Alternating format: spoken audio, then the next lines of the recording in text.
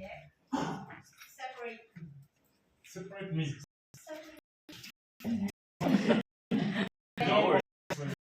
This category includes the NBA, waste elimination.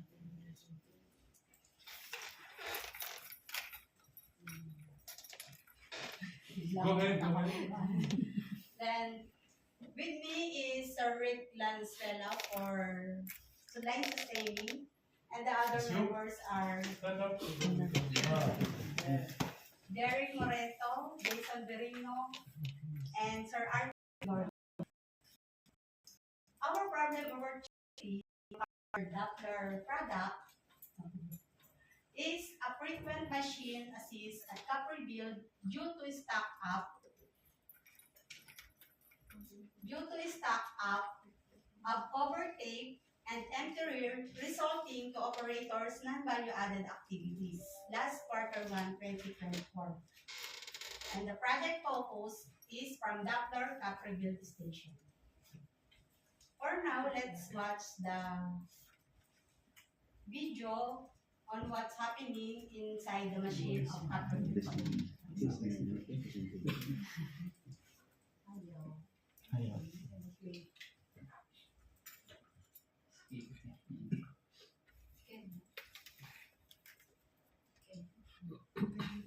Cannot play.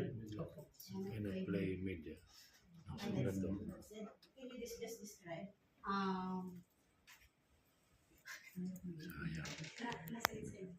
It's inside the machine.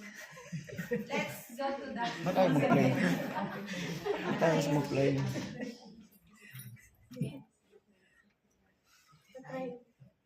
Try mo ulit.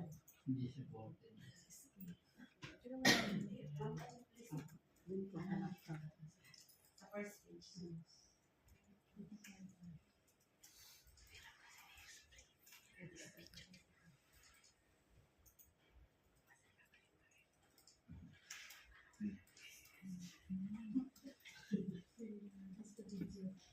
This is the sample of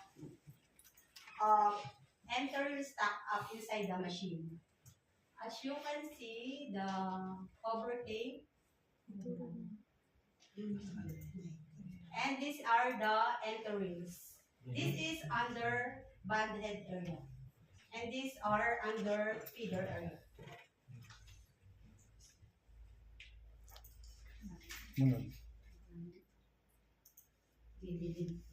Usually explain pwede ka.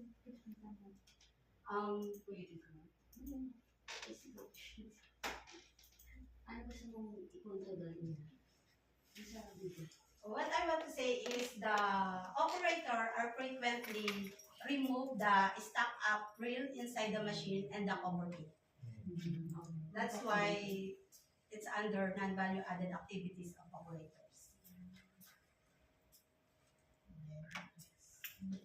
Small.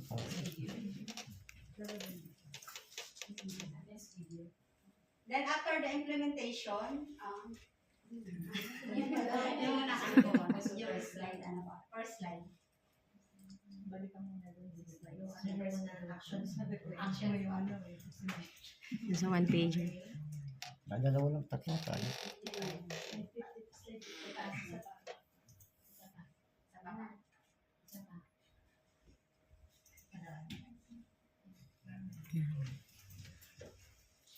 Then for that, we expect to reduce machine assist due to empty reel and cover tape stack.